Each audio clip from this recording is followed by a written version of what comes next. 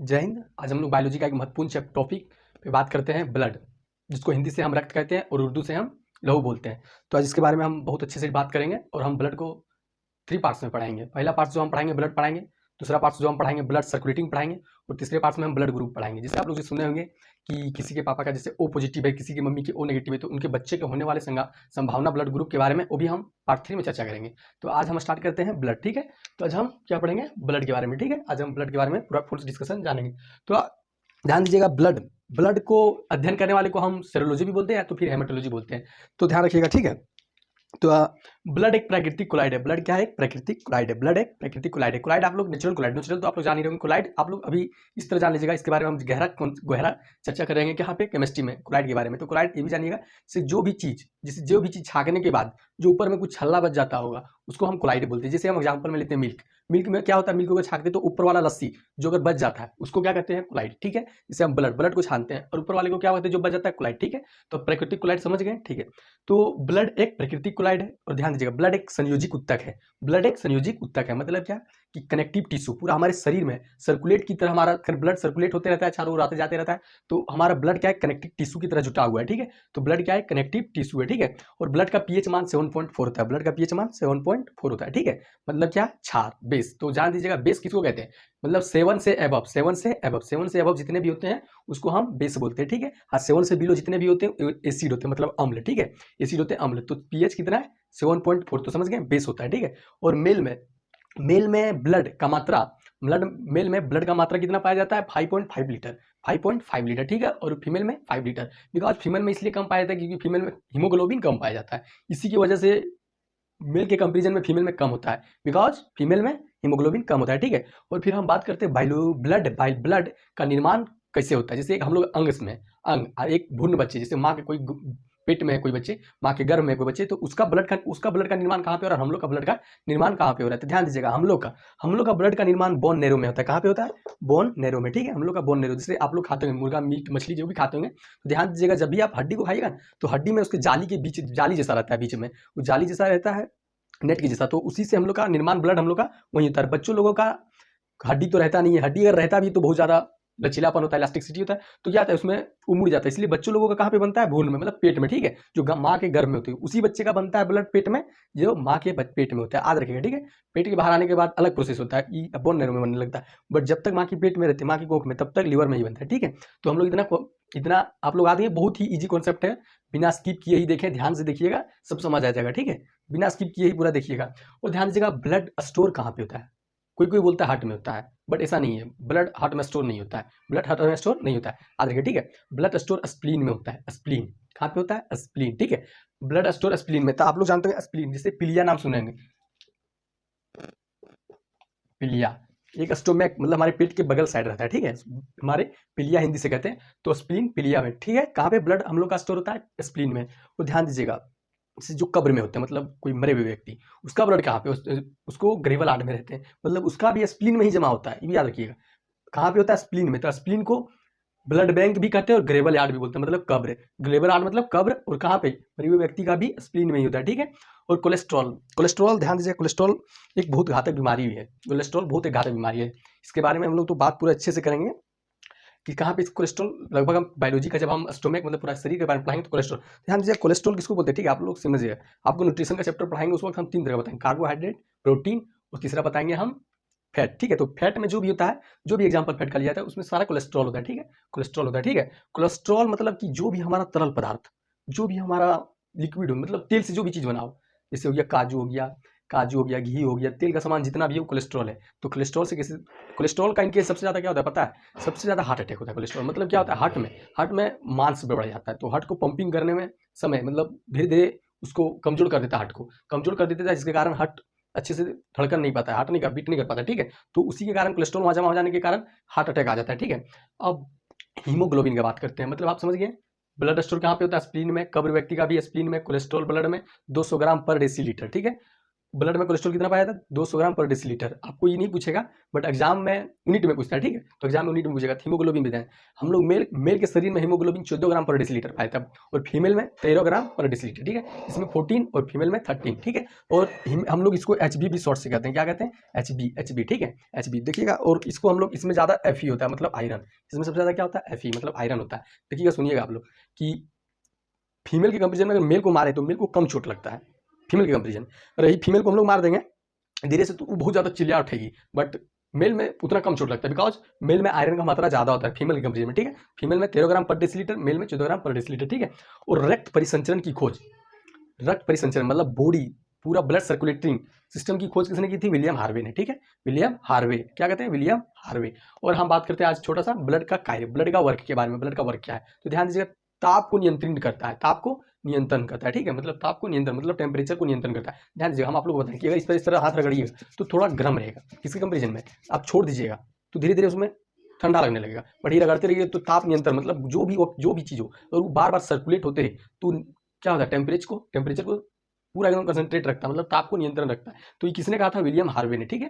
ध्यान दीजिएगा। और पोषक पदार्थों का परिवहन भी करता है ब्लड, क्या करता है, पोषक पदार्थों का परिवहन भी करता है। पोषक पहला करता है, ताप को नियंत्रण भी करता है ब्लड, और पोषक पदार्थ को परिवहन मतलब जैसे हम कोई ऑब्जेक्ट बाहर से, जैसे हम सुई लेते हैं, नस में सुई, ठीक है। तो जो भी केमिकल निकलता है वो बॉडी से हमारे बॉडी को अंदर लेने का काम कौन करता है, ब्लड करता है, ठीक है, ब्लड करता है, ठीक है। और उत्सर्जित पदार्थों का परिवहन भी करता है, जो भी डाइजेस्टिव मतलब इनके सब डस्ट पार्टिकल सामान जो हमारे स्टोमेक में होते हैं उसको बाहर लेने का काम ब्लड ही करता है। ब्लड क्या करता है, किडनी को दे देता है, किडनी बाहर कर देता है, ब्लड को वापस कर देता है, ठीक है, ठीक है।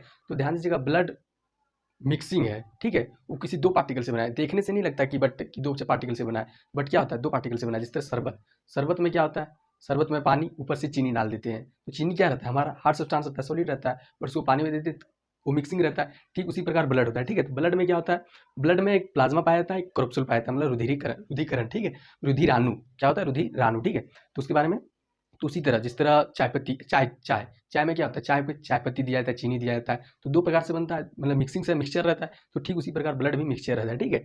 तो उसमें प्लाज्मा 60% होता है और क्रॉप्सूल, प्लाज्मा कितने होते हैं, प्लाज्मा 60% होते हैं, क्रॉप्सूल 40%, ठीक है। क्रॉप्सूल होते हैं 40%, प्लाज्मा 60%, ठीक है। प्लाज्मा 60, क्रॉप्सूल 40%। तो ध्यान दीजिएगा, प्लाज्मा में 60 और क्रॉप्सूल 3 टाइप से बने होते हैं, पहला आरबीसी, दूसरा डब्ल्यूबीसी, तीसरा प्लेटलेट्स, ठीक है। क्रॉप्सूल 3 प्रकार के बने होते हैं, पहला आरबीसी, दूसरा डब्ल्यूबीसी, तीसरा प्लेटलेट्स। तो हम इसके बारे में चलिए इसको भी समझते हैं, बट इसको पहले समझ लेते हैं। ठीक है, ये प्योर लिक्विड मात्रा में पाया जाता है, ये लिक्विड मात्रा में पाया जाता है, ये लिक्विड मात्रा में पाया जाता है, ठीक है। प्लाज्मा 60% लिक्विड पाया जाता है, मतलब कि प्लाज्मा लिक्विड मात्रा में पाया जाता है। प्लाज्मा में 2 केमिकल पाया जाता है, ध्यान से। प्लाज्मा में पहला केमिकल फाइब्रिनोजेन पाया जाता है, पहला केमिकल फाइब्रिनोजेन और दूसरा प्रोथ्रोम्बिन, पहला फाइब्रिनोजेन, दूसरा प्रोथ्रोम्बिन। तो ध्यान दीजिएगा, प्लाज्मा में फाइब्रिनोजेन को हटा दिया जाए तो जो हमारा ब्लड बचता है वो पीले रंग का, क्या होता है, पीले रंग का। फाइब्रिनोजेन को हटा देने से पीले रंग का ब्लड होता है, ठीक है। डॉक्टर लोग किसी बीमारी को अगर चेक करता है ब्लड से तो फाइब्रिनोजेन को हटा देता है, प्रोथ्रोम्बिन को रहने देता है, ब्लड पीले रंग से चेक होता है, ठीक है। तो इसके बारे में आप समझ गए। प्लाज्मा हमारी बॉडी में कितना पाए जाते हैं, 60%। इसमें 2 केमिकल होता है, फाइब्रिनोजेन पहला, दूसरा प्रोथ्रोम्बिन, ठीक है। और दूसरा क्रॉप्सूल जिसको हम बोलते हैं रुधिरीकरण, उसमें 40% होते हैं, कितना ब्लड, 40%, मतलब कि ये सॉलिड की मात्रा में पाए जाते हैं, ठीक है। सॉलिड की मात्रा में क्या होता है, कुछ कुछ कण के पार्टिकल के बराबर में पाए जाते हैं, ये 40% पाए जाते हैं। हमारी सॉलिड लिक्विड प्लाज्मा 60%। इसको 3 प्रकार में बांटा गया, पहला आरबीसी, दूसरा डब्ल्यूबीसी, तीसरा प्लेटलेट्स, मतलब रेड ब्लड कॉर्पसूल, व्हाइट ब्लड कॉर्पसूल, ठीक है। तो इसका टेक्निकल नेम, आरबीसी का टेक्निकल नेम एरिथ्रोसाइट है, क्या है, एरिथ्रोसाइट। आरबीसी का टेक्निकल नाम एरिथ्रोसाइट, डब्ल्यूबीसी का लिकोसाइट और प्लेटलेट का थम्बोसाइट, ठीक है। और ध्यान दीजिएगा, अगर इसमें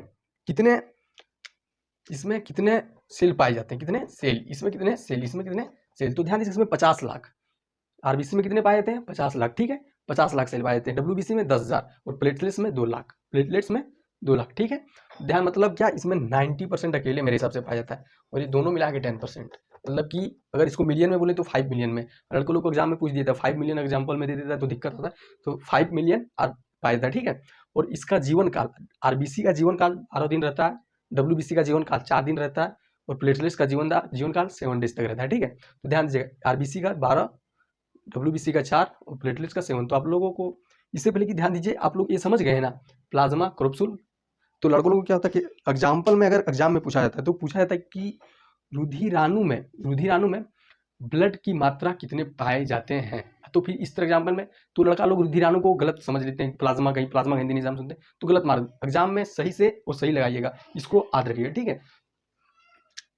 आरबीसी एक बार रिवीजन कर लीजिए। आरबीसी को क्या कहते हैं, एरिथ्रोसाइट, इसका सेल पाए थे 50 लाख, जीवन काल 12 दिन। डब्ल्यूबीसी को क्या होता है फॉर्मूला, व्हाइट ब्लड कैप्सूल, इसको बोलते हैं ल्यूकोसाइट, इसका जीवन काल 4 डेज, सेल 10,000, ठीक है। प्लेटलेट्स को थ्रोम्बोसाइट, इसमें 2 लाख पाए जाते हैं, 7 डेज। आपको हम एक चीज़ अब आप लोगों को बताएं कि इसका जीवन काल 12 दिन होता है, 4 दिन तो 7 दिन, तो फिर मर जाते हैं क्या, ये बनता कैसे है, तो ध्यान दीजिएगा।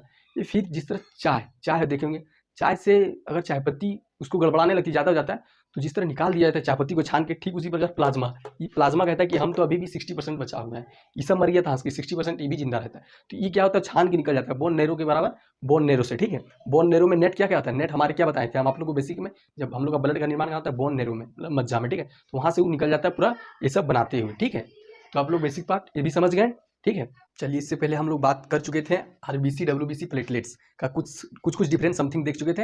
अब इसको हम पूरी अच्छे से पूरी डिटेल से समझते हैं, आरबीसी डब्ल्यूबीसी और प्लेटलेट्स के बारे में हम लोग पूरे अच्छे से बात करते हैं, ठीक है। इससे पहले हम लोग कुछ समथिंग डिफरेंस जान चुके थे। तो ध्यान दीजिएगा, आरबीसी का जो साइज होता है, आकार, वो आकार गोल होता है, ठीक है। इसका आकार क्या होता है, आरबीसी का गोल और चपटा, ध्यान दीजिए, गोल और चपटा होता है आरबीसी का साइज, ठीक है। इसका आकार गोल होता है। और देखिएगा, ध्यान दीजिए, जितने ऊंचाइयों पर जाइएगा उसी उतना आपका आकार बढ़ता जाएगा। मतलब कि याद रखने का तरीका, जिस तरह ऊंचाई पर धीरे धीरे बढ़ रहे हैं, ऊंचाई पर धीरे धीरे बढ़ रहे हैं, ऊंचाई पर धीरे धीरे बढ़ रहे हैं, मतलब कि बढ़ रहे हैं, तो हमारा क्या होगा, आकार भी ब्लड का बढ़ते जाएगा, आरबीसी का आकार भी बढ़ते जाएगा। तो ध्यान दीजिएगा, ऊंचाई पर अगर हम जाते हैं तो आकार भी बढ़ते जाएगा, ठीक है, आकार भी आराम से बढ़ते जाएगा।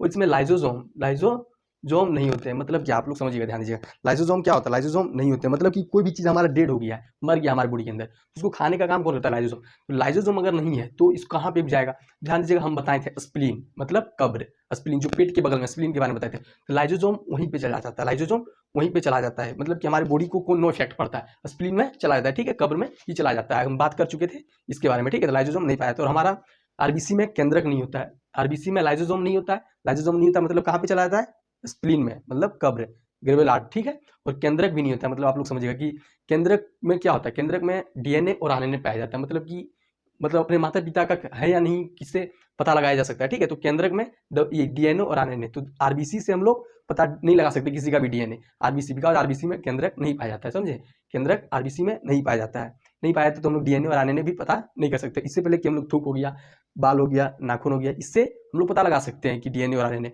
बट केंद्रक नहीं, आरबीसी से हम लोग पता नहीं लगा सकते, ठीक है। और रुधिराणु का 95% इसमें अकेले होता है, मतलब समझिए कि रुधिराणु का इसमें अकेले 95% होता है, कितना, 95%, मतलब कि इसमें 5 मिलियन पाया जाता है, 5 मिलियन मतलब 50 लाख, डब्ल्यूबीसी में 10,000 और प्लेटलेट्स में 2 लाख, मतलब कि इसमें कितना पाया जाता है, 95% सिर्फ आरबीसी में अकेले पाया जा रहा है, ठीक है। इसके बाद देखिएगा ब्लड के बारे में, ठीक है। ब्लड के बारे में, अगर ब्लड थोड़ा देखिएगा, एक बीमारी कम एनीमिया बीमारी सुने होंगे, एनीमिया अच्छे से नहीं बोल पा रहे, मेरे पास प्रोनाउंसिएशन अच्छे से नहीं हो रहा है, बट एनीमिया बीमारी ये होता है जो कैसे होता है, आयरन का अगर आपके शरीर में मात्रा कम, आयरन का मात्रा कम है आपके शरीर में, तो ध्यान रखिएगा हीमोग्लोबिन भी कम हो जाएगा। अगर हीमोग्लोबिन कम होगा तो आरबीसी भी कम हो जाएगा, अगर आरबीसी कम होगा तो ब्लड कम हो जाएगा, ये ध्यान रखिएगा। तो एनीमिया कहाँ से होता है, अगर आयरन की मात्रा अगर आपके शरीर में कम है तो हीमोग्लोबिन कम होगा, हीमोग्लोबिन कम है तो आरबीसी कम हो जाएगा, आरबीसी कम है तो ब्लड भी कम हो जाएगा, ठीक है। तो ध्यान दीजिएगा, एनीमिया तो डॉक्टर के पास अगर जाइएगा तो कैप्सूल आयरन का दे देता है, तो 10 दिन खाइएगा तो एकदम मस्त हरी आ जाएगा। उस खास करके ये बात स्टूडेंट को ध्यान में रखना चाहिए, क्योंकि अगर स्टूडेंट में लेजीसापन आ रहा है, लथीलापन आ रहा है, तो ध्यान रखिएगा कि उसमें आयरन की मात्रा कम पाया जा रहा है, आयरन की मात्रा कम पाया जा रहा है, मतलब उसमें आरबीसी कम पाया जा रहा है। अगर आपका 50 लाख से अगर आरबीसी कम पाया जा रहा है, तो मतलब कि आपको शरीर में बहुत लचीला, मतलब बहुत ज़्यादा फुर्तीलापन नहीं लगेगा, मतलब अस्कतिया हमेशा लगेगा, सोइएगा भी तो 2-4 तकिया लेके सोइएगा, मतलब बहुत ज़्यादा भारी भारी सा शरीर लगेगा। बच्चों में क्या था, बच्चों में ध्यान दीजिएगा, बच्चों 12 घंटा तक खेलते रहते हैं, मतलब कि उसमें आरबीसी ज़्यादा पाया जाता है, 12 घंटा तक पूरा स्वस्थ रहते हैं, मतलब आरबीसी उसमें ज़्यादा है। तो अगर इसकी कमी हो गई, अगर आरबीसी कम हो गई, अगर आरबीसी कम हो गया तो आपको शरीर लचील, मतलब बहुत ज़्यादा अस्कतियापन लगेगा, ठीक है, बहुत ज़्यादा अस्कती सा लगेगा, तो ये बहुत ज़्यादा मतलब घाटा हो गया। आरबीसी कम हो गया तो लचीलापन हो, मतलब बहुत ज़्यादा अस्कतिया सापन लगेगा, बहुत ज़्यादा शरीर में, मतलब फुर्तीला आप नहीं रह पाइएगा, हमेशा सोने का मन करेगा। तो स्टूडेंट लाइफ में हमेशा बना के रखना चाहिए, ठीक है। स्टूडेंट लाइफ में हमेशा बना रही, तभी निमोनिया बीमारी होता है, मतलब ये रोगों से बचाव करता है, ध्यान, आरबीसी रोगों से बचाव करता है। और डब्ल्यूबीसी में ध्यान दीजिए, डब्ल्यूबीसी का आकार जो होता है अनिश्चित होता है, डब्ल्यूबीसी का आकार अनिश्चित होता है। केंद्रक किसका होता है, मतलब इसमें डीएनए और आरएनए पता कर सकते हैं, केंद्रक होता है डीएनए और आरएनए पता कर सकते हैं, ठीक है। इसमें रोगों से रक्षा करने का हमें शक्ति प्रदान करता है, रोगों से रक्षा का करने का शक्ति प्रदान करता है। जैसे हम डब्ल्यूबीसी अब इसका कुछ प्रकार पढ़ते हैं, डब्ल्यूबीसी का प्रकार, ठीक है। पहला जो होता है एंटीबॉडी होता है, मतलब रोगों से रक्षा करता है। दूसरा लिम्बोसाइट होता है, तीसरा मोनोसाइट होता है, चौथा न्यूट्रोफिल होता है, पांचवा इसोनोफिल होता है, छठा वेसिनोफिल होता है, जो न्यूट्रोफिल, इसोनोफिल और वेसिनोफिल रहता है। ये तीनों का ज्यादा खास वर्क नहीं रहता है, ठीक है। अब देखिए एंटीबॉडी, बॉडी जो होता है ना, एंटीबॉडी, अगर कोई रोग आया हमारे शरीर में, कोई जैसे रोग आया, ठीक है, अगर कोई रोग आया तो क्या करता है, जस्ट तुरंते लिम्फोसाइट को मैसेज भेजता है, लिम्फोसाइट को कहता है चाचा आगे उठो उठो, तो लिम्फोसाइट तुरंत, लिम्फोसाइट का जो ऊपर का साइज होता है टी साइज होता है, ठीक है, टी साइज का होता है, लिम्फोसाइट मारने का, फाइट करने का काम करता है, ठीक है। तुरंत एंटीबॉडी किसको कहेगा, लिम्फोसाइट को, तुरंत मैसेज कर देगा लिम्फोसाइट को, ठीक है। अब लिम्फोसाइट का साइज टी सेल, ठीक है, लिम्फोसाइट उसको फाइट करके मार के गिरा देगा, बीमारी को मार के गिरा देगा, बीमारी को मार के गिरा देगा। अब जब मर जाएगा बीमारी तो लिम्फोसाइट मैसेज कर देगा मोनोसाइट को, मोनोसाइट क्या करेगा, उसको जाके खा जाता है, क्या करता है, खा जाता है, ठीक है। हम बात कर चुके हैं, तीनों का कुछ खास वर्ग नहीं है, मोनोसाइट क्या करता है, उसको जाके खा जाता है, ठीक है। अब पूछ देगा आप लोग इसमें सबसे बड़ा आकार किसका होता है, तो ध्यान दीजिएगा मोनोसाइट का बोलिएगा, ठीक है, मोनोसाइट का, ठीक है।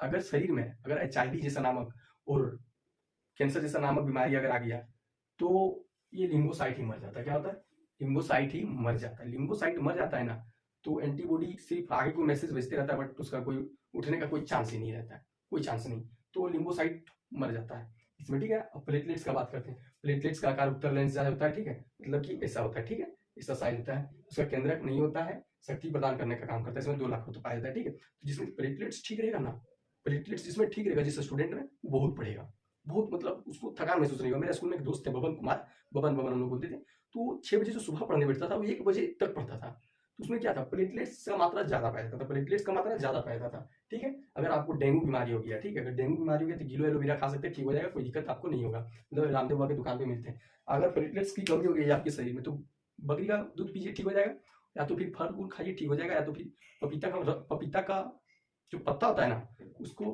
पीस के आप रस पीजिए, बहुत मस्त हो जाएगा। इसलिए एक स्टूडेंट को आरबीसी, डब्ल्यूबीसी और प्लेटलेट्स शरीर में मेंटेन करके रखना चाहिए। जिसके शरीर में ये मेंटेन है वो पक्का है कि बहुत पढ़ेगा।